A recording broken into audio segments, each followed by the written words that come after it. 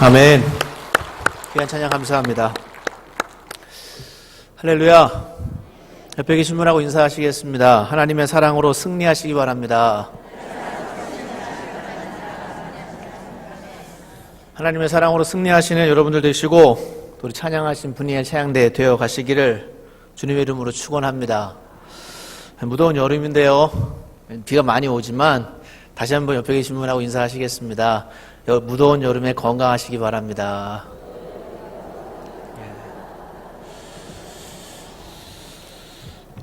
건강 잘 챙기시고요. 비 오는데 비 피해 없도록 잘 챙기시기 바랍니다. 우리 분이엘 찬양대 어르신들 건강하시기 바랍니다. 축복합니다. 우리가 신앙생활이라는 말을 하는데요. 이 신앙생활이라는 말을 무엇이라고 우리의 신앙생활을 무엇이라고 정의할 수 있을까 생각해 본다면 오늘 제가 말씀 제목을 드렸던 예수와 함께 죽고 예수와 함께 사는 삶이라 이렇게 정의를 해 볼 수가 있을 것 같습니다. 저를 한번 따라해 보시겠습니까? 예수와 함께 죽고 예수와 함께 사는 삶. 다시 한번 인사하시겠습니다. 예수님과 함께 살아가시기 바랍니다.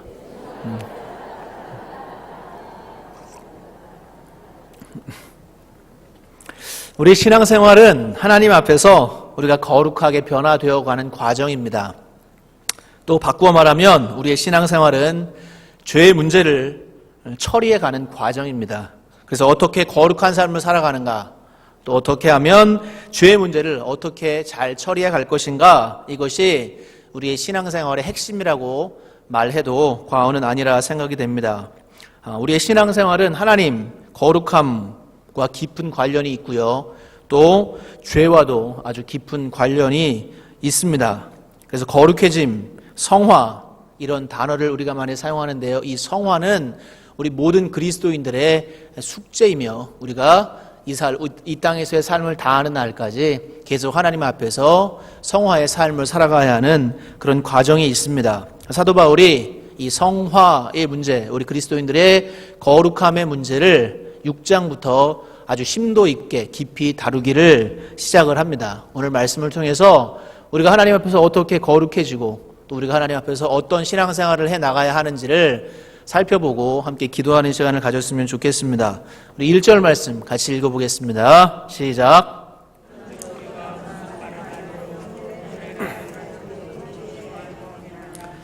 그런즉 우리가 무슨 말을 하리요? 은혜를 더하게 하려고 죄에 거하겠느냐? 로마서 3장 8절에서 이미 사도 바울이 이런 문제에 대해서 한번 잠깐 언급을 하고 지나간 적이 있었습니다. 그 문제에 대한 이제 구체적인 답을 오늘 6장부터 시작하고 있는데요. 3장 8절에 이렇게 기록되어 있습니다. 또는 그러면 선을 이루기 위하여 악을 행하자 하지 않겠느냐? 어떤 이들이 이렇게 비방하여 우리가 이런 말을 한다고 하니 그들은 정죄받는 것이 마땅하니라. 사도 바울이 지금 전하는 복음은 하나님의 은혜의 복음입니다.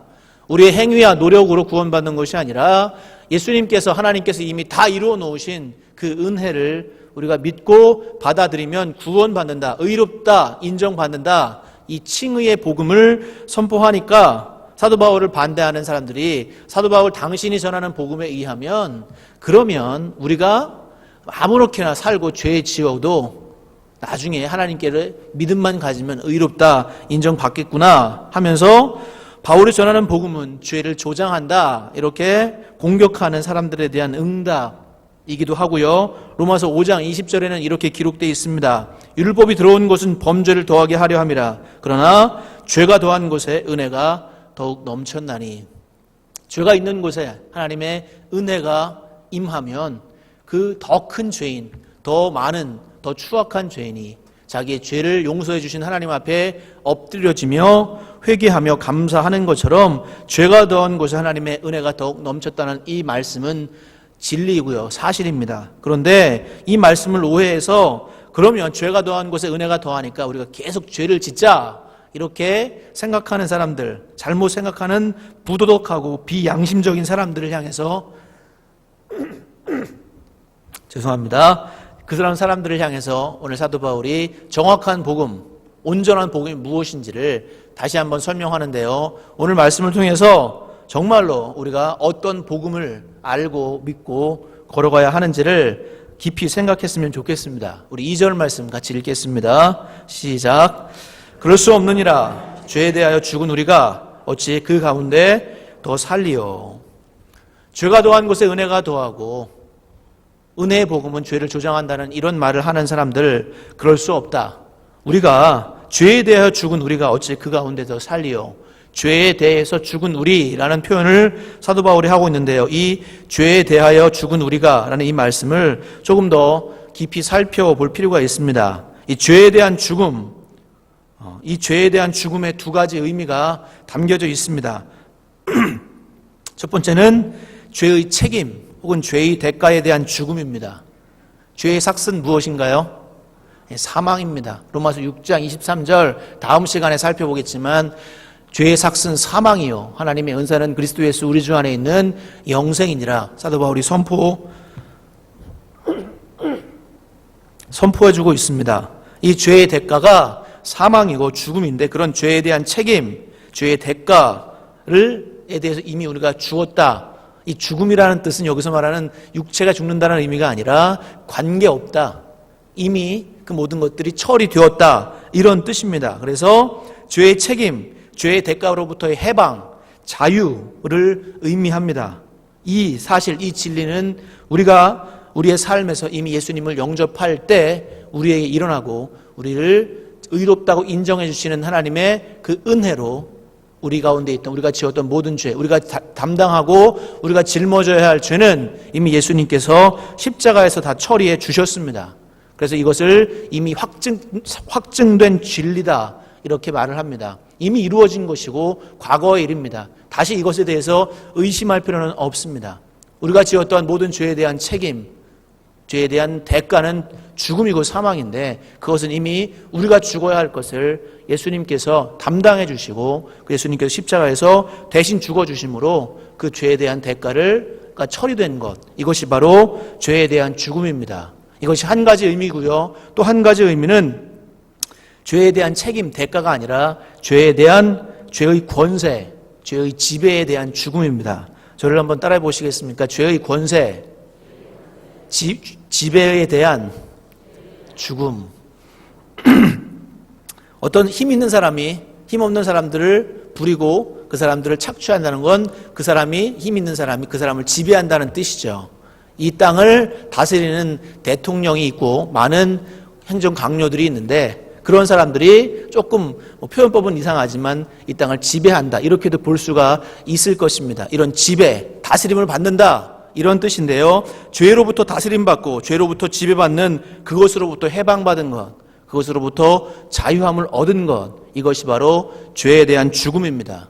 이 죄에 대하여 죽은 우리가라는 이 뜻에는, 이 단어 안에는, 이 말 속에는 이 두 가지 의미, 죄의 책임이나 대가에 대한 죽음과 죄의 지배, 죄의 다스림을 받는 것에 대한 죽음 두 가지가 담겨져 있습니다. 그래서 죄의 대가에 대한 죽음은 이미 확증된 것이고 이 죄의 지배에 대한 죽음은 우리가 신앙생활을 하는 삶 속에서 계속 진행되고 있는 진리입니다. 그래서 첫 번째 죄의 대가에 대한 죽음은 과거에 일어난 것이고 죄의 지배에 대한 죽음은 우리가 계속해서 이루어가는 현재 진행형인 것입니다. 나중에 다시 설명을 한번 드리겠습니다. 이 두 가지, 죄의 대가에 대한 죽음, 죄의 지배에 대한 이 두 가지 죽음은 모두 믿음으로 얻게 됩니다. 이 두 가지 모두 예수 그리스도의 십자가의 능력으로 가능해졌고 우리에게 임했고요. 우리가 그것을 믿음으로 받아들일 때 취하게 되는 줄 믿습니다. 여러분들 구원 받으셨습니까? 예수님을 믿으시고 예수님을 영접하셨습니까? 그럼 이 두 가지 진리를 꼭 기억하시기 바랍니다. 죄의 대가에 대해서 우리가 이미 죽었고 죄의 지배에 대해서도 이미 우리가 죽어서 죄와는 아무런 관계가 없는 존재들이다. 이런 사실을 믿으시기를 부탁을 드리겠습니다. 3절부터 5절까지 말씀 같이 읽어보겠습니다. 시작.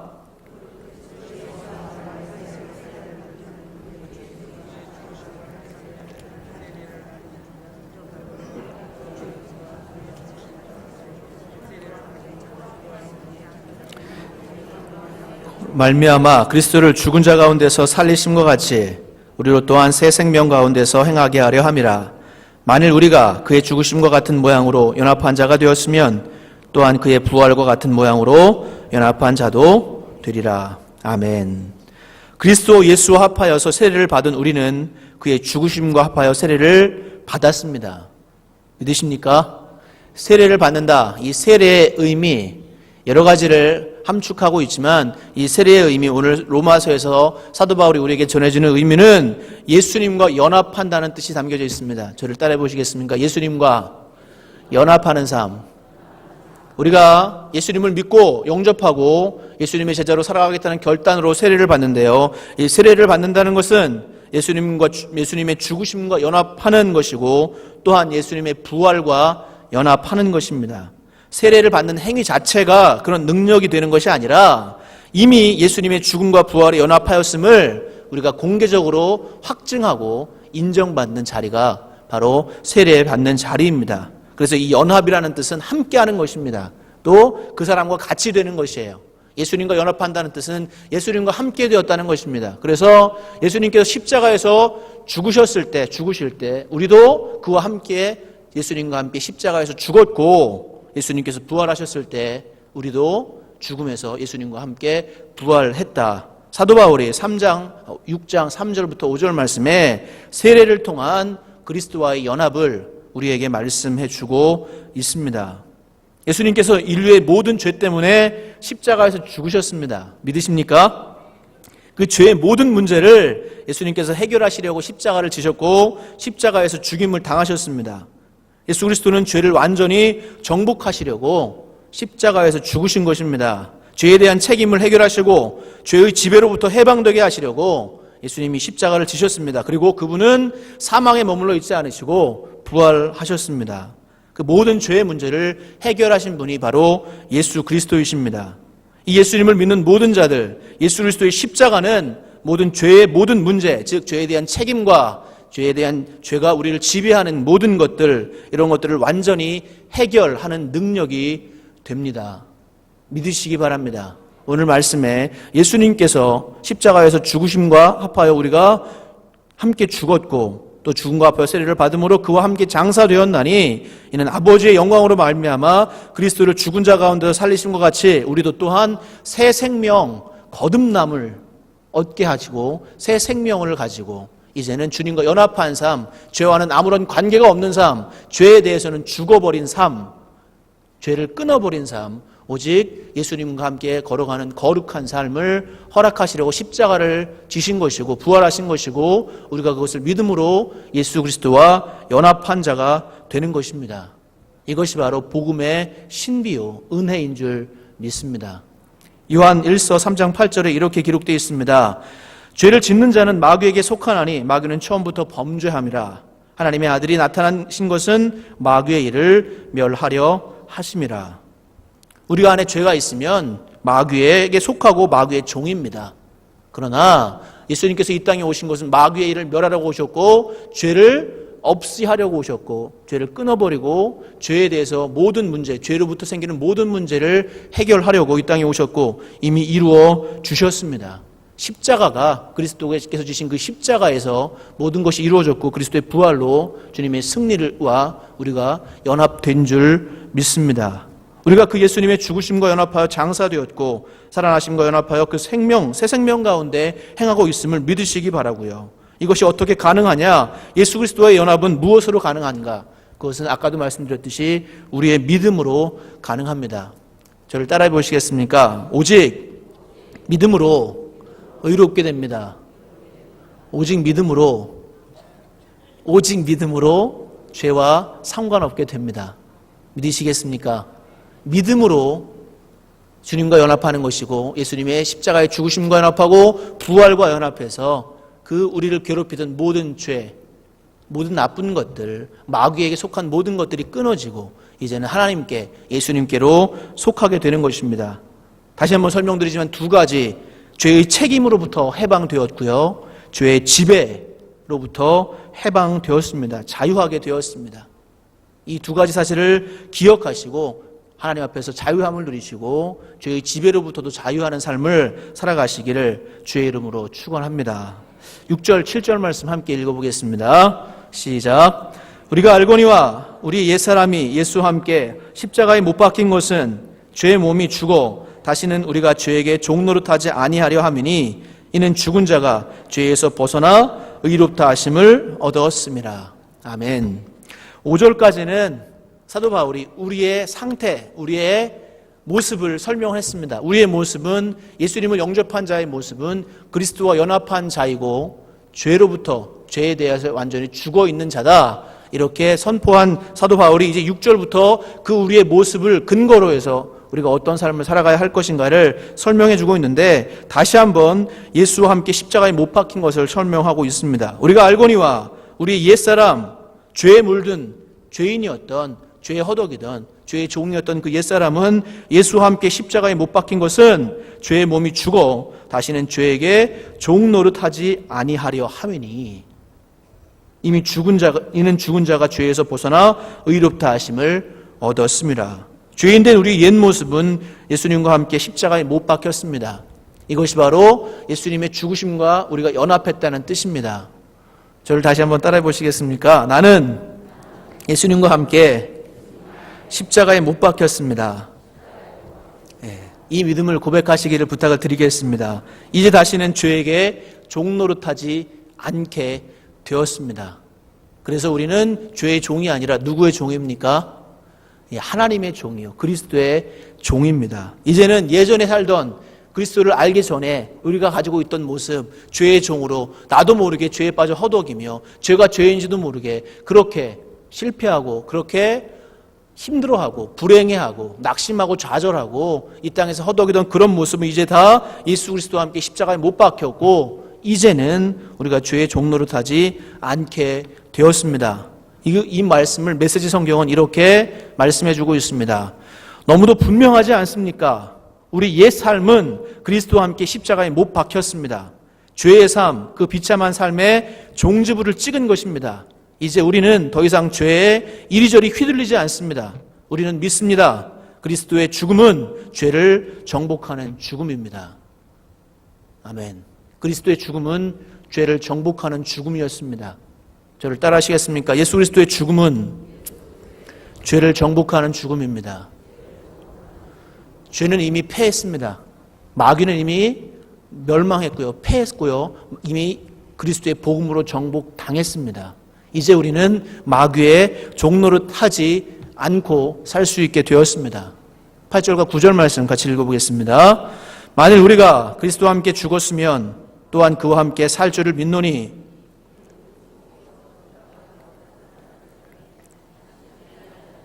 사망이 다시 그를 주장하지 못할 줄을 알미로라. 아멘. 예수님은 십자가에서 죽은 것만으로 끝나지 않았습니다. 예수님은 죽으신 이후에 무엇을 하셨죠? 부활하셨습니다. 만일 우리가 그리스도와 함께 죽었으면 또한 그와 함께 살 줄을 믿노니 예수님은 죽음으로 그의 인생이 끝나는 것이 아니라 부활하셔서 지금도 하나님 우편에서 그가 우리를 향해서 중보하시며 우리에게 은혜를 베풀어주고 계시는데 그렇게 부활하신 예수님, 영원히 살아가시는 그 예수님처럼 우리가 그리스도와 함께 죽었으면 또한 그와 함께 살 줄을 믿노니 이는 그리스도께서 죽은 자 가운데 살아나셨으며 다시 죽지 아니하시고 사망이 다시 그를 주장하지 못할 줄을 알미로라. 예수님께서 죽음에서 부활하신 줄 믿으십니까? 그러면 여러분들이 예수님과 합하여 예수님과 함께 십자가에서 죽으셨고 죄의 몸은 이미 끝났고 죽었고 이제는 새롭게 새 생명 가운데 살아가고 계심을 믿으십니까? 이것을 믿는 것이 우리의 신앙생활이요. 이것이 바로 복음이고요. 이것이 바로 우리가 붙잡아야 하는 복음의 진수요. 핵심입니다. 할렐루야. 그리스도께서는 이 일을 위해서 이 땅에 오셨고 이 일을 이루어 주셨고 예수님을 믿는 모든 자, 예수님을 영접하는 자가 이 진리를 알기를 원하십니다. 예수님을 믿지만 죄에 허덕이며 예수님을 믿지만 죄에 빠져서 죄의 종처럼 살아가라고 주님께서 우리에게 복음을 주신 것이 아니라 예수님을 믿는다면 예수님과 함께 십자가에서 못 박혔고 다시 예수님과 함께 살아났다면 이제는 죄에게 종노릇하지 않는 죄와는 관계없는 죄를 이겨버리는 죄를 정복하신 예수님처럼 그렇게 우리가 죄에 대해서 승리하는 삶을 살라고 주님께서 우리에게 복음을 주신 줄 믿습니다. 10절 말씀 함께 읽어보겠습니다. 시작. 단번에 죽으시며 그가 살아계심은 하나님께 대하여 살아계심이니. 예수님께서 십자가에서 단번에 한 번에 죽으심으로 죄에 대한 책임과 죄에 대한 대가, 또 그것을 완전히 지불하셨고 죄의 지배 권세를 완전히 파해버리셨습니다. 죄를 완전히 정복하셨습니다. 아까 메시지 성경에서 나와 있는 것처럼 그리스도의 죽음은 죄를 정복하는 죽음이었습니다. 그런 예수님께서 그렇게 단번에 죄에 대해서 죽으셨고, 또 그가 살아계심은 하나님에 대해서, 이제는 죄에 대해서가 아니라 그리스도를 향한, 하나님을 향한 그 모습으로 살아계심이니. 11절 말씀 같이 읽겠습니다. 이와 같이 너희도 너희 자신을 죄에 대하여는 죽은 자요 그리스도 예수 안에서 하나님께 대하여는 살아있는 자로 여길지어다. 다시 한번 읽겠습니다. 시작. 이와 같이 너희도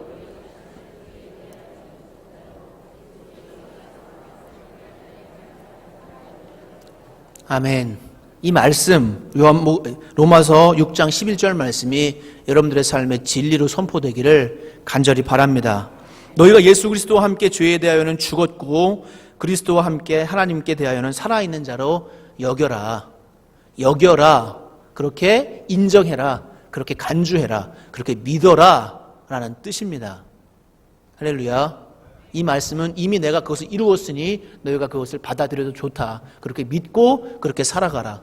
죄에 대하여는 이미 예수님과 함께 죽었고, 또 하나님께 대하여는 그리스도 예수 안에서 하나님께 대하여는 살아있는 자로 믿으라. 너희들의 지금 모습이 그런 모습이다. 주님께서, 사도 바울이 그가 복음을 선포하며 이렇게 우리에게 전해주고 있습니다. 예수님의 죽으심과 예수님의 부활에 연합하는 것은 다름 아닌 믿음으로 하는 것입니다. 여겨라, 믿으라는 것. 이 믿음으로 예수님의 죽으심과도 예수님의 부활과도 연합할 수가 있습니다. 그래서 죄의 대가, 죄의 책임, 죄를 지은 것에 대한 책임으로부터도 해방되었는데요. 그것 또한 믿음으로 얻게 된 것이고, 죄의 지배로부터 해방되는 것도 믿음으로 가능한 것입니다. 내가 예수와 함께 죄에 대하여 완전히 죽었고 예수님과 함께 다시 살아가고 있음을 믿음으로 죄로부터 완전히 해방되고 자유한 삶을 살아가는 것, 이것이 주님께서 우리에게 주신 복음입니다. 여러분들이 믿는 그 믿음이 바로 이런 믿음을 가져야 하는 것입니다.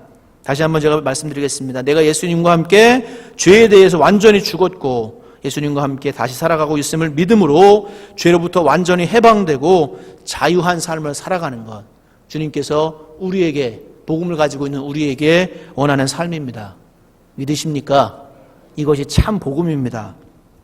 죄사함과 구원은, 그런데 우리가 우리의 삶을 돌아보면 이 복음의 진리를 잘 적용하고 또 우리의 삶에 믿지 못할 때가 많이 있는 것 같아요. 그래서 우리 신앙생활을 그렇게 합니다. 죄 사함 받고 구원 받고 예수님이 나를 천국 보내주시는 것은 믿어요. 믿으십니까? 이곳에 계신 분 중에 그거 사실을 믿지 못하는 분은 별로 안 계실 것 같으세요. 혹시 오늘 처음 오셨거나 믿음이 없으신 분 계시다면 예수 그리스도의 십자가 은혜로 여러분이 구원 받으실 수 있다는 사실을 믿으시기를 부탁을 드리겠습니다. 예수님을 영접한 사람 중에는 이것을 의심하는 사람은 별로 없습니다. 죄사함과 구원은 믿음으로 받는다는 사실, 이것을 의심하는 사람들은 별로 없어요. 그런데 신앙생활에 나가면서 성화하고 또 내가 거룩해지는 그런 삶은 내 노력으로 해나간다, 이렇게 착각하는 분들이 많이 있습니다. 우리가 예수님께서 원하시는 믿음은 내가 죄사함 받고 구원받는 것이고, 이제 구원받은 자로서 내가 거룩한 삶을 살아가는 것은 내가 열심히 노력하고 내가 열심히 힘쓰고 애써야 하는 것이다, 이렇게 생각하면서 신앙생활을 하는 분들이 많아요. 잘못된 믿음이고요. 저도 또한 그런 생각으로 수십 년을, 20년 이상을 신앙생활을 했습니다. 예수님의 복음이 필요한 것은 내가 천국 가는 것, 내가 죄사함 받는 것, 구원받는 것까지고, 이제 내가 신앙생활을 열심히 하는 것은 내 책임이다. 내가 노력해야 되고 내가 열심히 해야 되고 내가 잘해야 된다, 이런 믿음으로 열심히 노력하고 열심히 해왔습니다. 그런데 열심히 노력하고 열심히 한 만큼 저에게 다가오는 것은 더 많은 좌절감과 실패감이었습니다. 하나님께 대한 그 거룩함, 하나님의 그 거룩함을 닮아가려고 노력하지만 나의 모습으로는 하나님의 거룩함에 다가갈 수 없는 존재라는 것을 알게 된 다음부터 얼마나 많은 좌절감이 왔는지 모릅니다. 이것은 반쪽짜리 믿음입니다. 잘 들으시기 바랍니다. 우리가 정말로 주님께서 주신 복음을 온전하게 받아들인다는 것은 내가 죄 사함 받고 구원받는 그 믿음뿐만 아니라 내가 거룩해지고 내가 성화의 길을 걸어가는 그 모든 과정도 믿음으로 이루어가는 것이다 라는 것을 인정하고 받아들이고 그렇게 살아가는 것입니다. 할렐루야. 이해가 되십니까? 제가 드리는 말씀이 두 가지, 아까 말씀드린 죄에 대한 책임, 죄의 지배로부터의 자유를 이미 사도 바울이 선포했는데, 죄에 대한 책임에 대해서는 의심하는 사람들이 별로 없어요. 내가 내 죄를 담당하고 죽어야 하는데 예수님께서 대신 져주셨다는 사실은 모든 그리스도인들이 다 인정합니다. 그러나 내가 이제는 죄로부터 지배받지 않고 내가 죄의 지배로부터 해방되었다는 그 사실을, 그 진리를 받아들이는 사람은 많지 않은 것 같습니다. 그러나 오늘 사도 바울이 전하는 복음도, 예수님께서 우리에게 주셨던 십자가의 은혜도 그 두 가지 모두 이미 주님께서 십자가에서 죄를 완전히 정복하심으로 우리에게 허락해 주신 복음이요 은혜인 줄 믿습니다. 죄 사함뿐만이 아니라 구원받는 것, 천국 가는 것뿐만이 아니라 내가 이 땅에서 거룩한 삶을 살아가는 그 성화의 과정, 거룩해지는 모든 과정도 이미 주님께서 십자가에서 허락해 주셨고, 내가 그것을 믿을 때 그것을 이루어갈 수 있다는 것, 내가 죄의 지배로부터 완전히 해방되었고 예수님과 함께 예수님의 마음으로 살아간다는 그 믿음으로 얻을 수가 있는 것입니다. 그래서 로마서 1장 17절에서 사도 바울은 이렇게 선포했습니다. 복음에는 하나님의 의가 나타나서 믿음으로 믿음에 이르게 하나니 기록된 바 오직 의인은 믿음으로 말미암아 살리라 함과 같으니라. 제가 이 구절을 설교 말씀을 드릴 때 처음부터 끝까지 믿음이라고 말씀을 드렸습니다. 처음에는 믿음인데 나중에 내 노력이 아니라 처음에도 믿음이요, 내가 계속 삶을 살아가며 믿음의 싸움을 싸워가는 과정도 믿음이요, 내가 온전하게 영화롭게 되는 모든 순간에도 믿음으로 이룰 수 있다는 것을 말씀을 드렸습니다. 사도 바울이 경험한 복음이 바로 이 복음이었고, 또 우리에게 전해주는 복음이 바로 그 복음이요, 예수님께서 이 땅에 오셔서 우리에게 주신 복음, 십자가의 은혜가 바로 죄에 대한 책임뿐만이 아니라 죄의 지배로부터의 자유함을 허락해 주신 줄 믿습니다. 이것을 붙드시기를 부탁을 드리겠습니다. 그런데 우리의 삶을 정작 돌아보면 죄의 지배로부터 온전히 자유한 사람이 있을까 의심이 될 만큼 우리는 죄의 지배로부터 자유하지 못한 경우가 많이 있습니다. 예수님을 믿는데 예수님이 이미 다 그렇게 허락해 주셨으면 예수 믿고도 왜 죄의 지배를 받냐, 예수 믿고도 왜 내가 죄를 짓느냐, 그렇게 의심하며 질문을 하는 분들도 계실 것입니다. 여러분들도 오늘 하루의 삶을 돌아보시면 오늘 하루 죄 안 짓고 살아오셨습니까? 할렐루야. 자꾸 죄에 대한 얘기하니까 마음이 좀 어두우신 것 같은데, 우리가 우리 인생을 살다 보면 예수님은 믿고 구원받고 거룩한 삶을 열망하지만 우리 안에 계속 죄에 대한 마음도 생기고요, 죄를 짓게 되고 죄를 범하고 그것 때문에 내 스스로에게 실망감을 가질 때도 많습니다. 아마 오늘 예배를 오시기 전에도 어떤 일 때문에 걸려서 혹은 작은 범죄나 잘못 때문에 마음 아파하면서 오신 분들도 계실지 모르겠습니다. 왜 이렇게 되는 걸까요? 예수님께서는 이미 죄의 지배로부터 우리를 완전히 해방시켜 주셨는데 왜 우리는 아직까지도 그 죄에 허덕이면서 죄를 붙들고 죄의 종로를 타는 것처럼 살아가는 것일까요? 그것은 이유는 단 한 가지입니다. 아까도 말씀드렸듯이 오직 믿음으로 말미암아 살리라. 우리가 그 죄의 지배로부터 해방받을 수 있는 길은 그 예수님께서 우리에게 허락하신 복음을 온전히 받아들이는 것입니다. 예수님께서 이미 다 해결해 주셨다는 것을 믿는 것, 그 믿음으로 해결받을 수 있는 겁니다. 그런데 내가 아직도 죄에 대해서 계속 허덕이고 붙잡혀 있다는 뜻은 그 믿음이 없다는 뜻이요, 그 믿음이 부족하다는 뜻입니다. 내 삶에서 그 예수님께서 허락하신, 예수님께서 이미 죄를 정복하신 그 능력의 복음을 신뢰하고 내가 걸려 넘어지는 그 죄에 있어서 예수님의 진리의 복음을 선포하며 승리해 나가시기를 부탁을 드리겠습니다.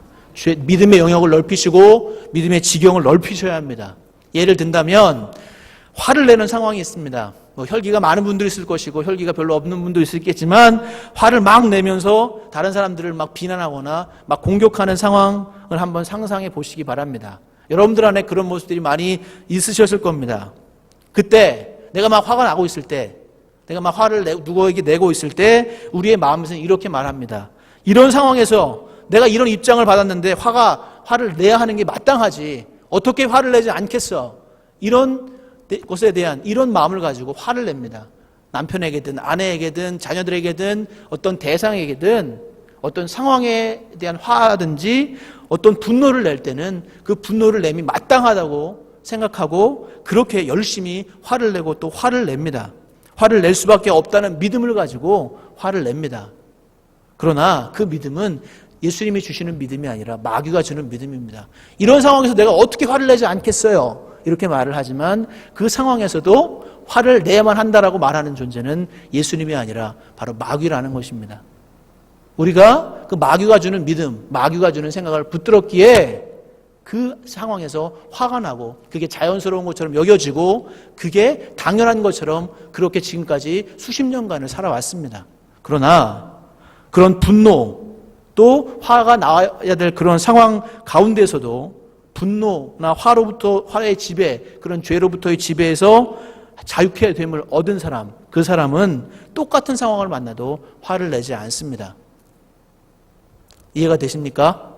화를 참는 것이 아니라 화가 나지 않는 겁니다. 이게 예수님께서 죄의 지배로부터 우리를 해방시켜줬다는 그 사실을 믿을 때 가능한 겁니다. 화가 나면 다른 사람들이 나를 괴롭히거나 힘들게 하면 내가 화를 내야죠 하면서 화를 내는 것은 예수님의 복음을 붙드는 것이 아니고 마귀가 주는 생각, 이에는 이, 눈에는 눈이라는 생각을 붙드는 것이고요. 화가 나는 상황에서도, 내가 어려운 상황에서도 똑같이 반응하는 것이 아니라 정말로 주님께서 원하시는 마음으로 반응할 수 있는 사람은 그 예수님의 진리의 복음, 죄의 지배로부터 해방시켜 주셨다는 그 복음을 믿는 사람은 화를 내지 않을 수가 있습니다. 12절부터 13절 함께 읽어보겠습니다. 시작. 그러므로 너희는 죄가 너희 죽을 몸을 지배하지 못하게 하여 몸의 사욕에 순종하지 말고 또한 너희 죄를 불의의 무기로 주에게 내주지 말고 오직 너희 자신을 죽은 자 가운데서 다시 살아난 자 같이 하나님께 드리며 너희 지체를 의의 무기로 하나님께 드리라. 아멘. 죄가 내 몸을 지배하지 못하게 해야 합니다. 몸의 사욕에 순종하면 안 됩니다. 마귀는 자꾸만 우리를 속입니다. 자꾸만 죄짓게 만들고 자꾸만 편해지게 만들고 자꾸만 하나님으로부터 멀어지게 만들지만 거기에 지배당하면 안 됩니다. 그래서 불의의 무기로 우리 몸을 죄에게 내주어서는 안 된다 말씀하고 있습니다. 반면에 우리는 이미 예수 그리스도와 함께 십자가에 못 박혀서 죄의 지배로부터 해방되었다는 그 사실을 믿어야 하고요. 부활하신 예수님처럼 오직 우리 몸을 하나님께 드려서 의의 무기로 하나님께 드려야 합니다. 믿으십니까? 우리가 어디에 서 있느냐가 우리가 누구의 도구가 되느냐를 결정해요. 우리가 마귀의 편에 서 있고 죄의 편에 서 있으면 마귀의 무기가 되고 불의의 무기가 되고 우리가 하나님 편에 서 있으면 의의 무기가 됩니다. 우리가 의의 편에 하나님의 편에 하나님의 도구로 사용받을 수 있는 방법은 우리의 믿음입니다. 예수님께서 십자가에서 나의 죄에 대한 책임과 죄의 지배로부터 나를 해방시켜 주셨다는 이 믿음을 가질 때 우리가 마귀의 도구가 아니라 하나님의 도구로 하나님의 의의 무기로 서게 될 줄 믿습니다. 14절에서 사도 바울이 결론을 내리고 있습니다. 함께 읽겠습니다. 죄가 너희를 주장하지 못하리니 이는 너희가 법 아래 있지 아니하고 은혜 아래 있음이라. 아멘. 율법은 죄를 깨닫게 하는 기능밖에 없습니다. 로마서 3장 20절에 기록되어 있습니다. 그러나 법 아래 있으면 여전히 죄의 지배를 받습니다. 그러나 우리는 법이 아닌 하나님의 은혜 아래 있게 되었습니다. 그래서 죄가 우리를 지배하는 것이 아니라 하나님의 은혜의 말씀이 우리를 지배하게 되는 줄 믿습니다. 이 사실을 믿으시기 바라고 인정하시기 바라고 받아들이시기를 부탁을 드리겠습니다. 메시지 성경은 이 말씀을 이렇게 기록하고 있습니다. 이제 여러분은 죄가 시키는 대로 살 수 없습니다. 여러분은 더 이상 그 옛 폭군의 지배 아래 있지 않기 때문입니다. 이제 여러분은 하나님의 자유 가운데 살고 있습니다. 지난 주일 오후에 제자훈련 수료예배를 드렸는데요. 간증의 내용을 제가 잠깐 읽어드리겠습니다. 짧은 39년의 삶 속에서 나는 자존심을 빼면 시체나 다름없었습니다. 남들처럼 대학도 못 나왔고 잘하는 것도 없고 그다지 예쁘지도 않은 외모에 가난하기만 했던 가정 형편, 외톨이라는 생각에 나 혼자 단단해져야만 했습니다. 사람과의 관계에서 어려움이 닥칠 때면 난 피해서 숨어버리곤 했습니다. 그것이 내 자존심을 지키는 일이고 다치지 않는 일이라 여겼기 때문입니다. 내 안에 자아는 남편, 아들, 시댁 식구들, 교회 안에서의 관계도 늘 왕성하게 살아 있었습니다. 죽지 않은 성질 때문에, 자존심 때문에 말씀 듣고 은혜에 충만했다가도 곧바로 넘어지기만 했습니다. 하지만 사단원, 이과, 살아있는 자아, 죽지 않은 그리스도인을 공부하면서 죽지 않았던 입술로만의 그리스도인이 내 자신이었음을 발견했습니다. 늘 그래도 내가 괜찮은 부분이 있지라며 내 자신을 위로하는 것, 그것이 잘 사는 것이라, 예수 잘 믿고 사는 것이라 착각하고 자존심을 세우는 것이라고만 여겼습니다. 내 성질과 자아를 죽이고 바치는 것, 그것이 하나님의 뜻을 따라 사는 그리스도인의 삶이라 하셨습니다. 그렇지만 난 그렇게 해오질 않았던 것입니다. 동갑내기 남편과 연애부터 결혼까지 10여 년의 세월 동안 너무도 많이 싸웠습니다. 남편에 대해 너무 잘 안다고 여겼던 난 부족하게만 보이는 남편이 싫었고 미워서 불만만 가득하였기에 그의 자존심을 깎아내리기에 급급했습니다. 또한 하나님께 주신 사랑하는 아들 정우에게도 늘 화내고 호통치는 무섭기만 한 엄마의 모습을 보였습니다. 가장 가까이에 있는 두 사람에게 제자훈련을 통해 남편에겐 순종을, 아들에겐 청지기로서의, 엄마로서의 삶을 깨닫게 해주셨습니다. 어떤 화나는 상황이나 성질이 날 때면 눈을 감고 기도를 하거나 침묵을 합니다. 하나님, 이럴 때는 어떻게 하죠? 제게 지혜를 주세요. 나는 죽었습니다. 라고 고백의 기도를 하며 눈을 뜨면 어느새 내 마음에 평안과 온유의 마음이 찾아와 있었습니다. 지금도 자주 내 자신의 본 모습을, 옛 모습을 잃지 않고 화도 내고 성질도 냅니다. 하지만 화를 내고 돌아설 때면 벌써 마음에서 회개의 기도를 하고 있습니다. 무엇보다 내 자신이 제자훈련을 통해 내가 죽어야만 사시는 예수님을 확실히 알게 되었고 삶에서 기억하며 느끼며 기도하며 나아갑니다. 이 글을 쓰신 이 집사님이 자존심으로 똘똘 뭉쳐있는 삶을 살아왔습니다. 그런 모습이었는데 어떻게 자신의 연약함도 자신의 모습도 다 드러내며 이렇게 고백할 수가 있을까요? 또 예수님 나는 죽었습니다라고 선포할 때 어떻게 그렇게 마음 가운데서 평안함이 찾아오고 온유한 마음이 찾아올까요? 그것은 이 집사님이 이전에는 믿지 못했지만 이제는 예수와 함께 죽고 예수와 함께 사는 것이 어떤 것인가, 그 진리가 무엇인가를 발견했기 때문입니다. 예수님께서 십자가에서 우리에게 주신 복음은 그저 예수 믿고 천국 가라는 것에 만족하는 복음이 아닙니다. 예수님께서 우리에게 허락하신 복음은 우리가 구원받을 뿐만 아니라 이 땅에서 우리가 겪는 모든 죄의 지배로부터 해방시키고 자유케 해주시는 복음인 줄 믿습니다. 여러분들 그 복음 안에, 정말 진리의 복음 안에 여러분들을 맡기시고 던지시고 믿음으로 나아가시기를 주의 이름으로 축원합니다. 이럴 때는 화를 내야지, 싸워서 이겨야지. 내가 무시당했잖아. 절대로 용서할 수 없어. 내가 잘 먹고 잘 사는 게 먼저지. 힘든데 기도를 뭘 해? 쉬어야지. 저 인간하고는 평생 원수로 지낼 거야. 저 인간은 왜 저렇게 살까? 이런 마귀의 음성들이 여러분들에게 들릴 때마다 기억하십시오. 믿음으로 선포하시기 바랍니다. 주님, 네 옛 자아는 이미 십자가에서 죽었습니다. 이제는 주님과 함께 살아가는 삶을 살게 하여 주시옵소서. 그래서 여러분들이 이 진리, 예수님과 함께 죽고 살아가는 그런 진리를 살아가심으로 여러분들의 삶에 하나님의 뜻이 이루어지고 마귀의 권세가 꺾이고 죄의 지배로부터 많은 사람들이 해방받는 놀라운 역사가 일어나기를 주의 이름으로 축원합니다. 기도하겠습니다. 하나님, 우리에게 복음을 주시니 감사를 드립니다. 죄의 책임과 대가로부터 해방시켜 주시고 죄의 지배로부터 해방시켜 주신 줄 믿습니다. 예수님과 함께 죽고 예수님과 함께 사는 삶으로 우리를 변화시켜 주시고 우리 배단위 모든 성도들이 그런 은혜의 삶을 살게 하여 주시옵소서. 예수 그리스도의 이름으로 간절히 기도드리옵나이다. 아멘.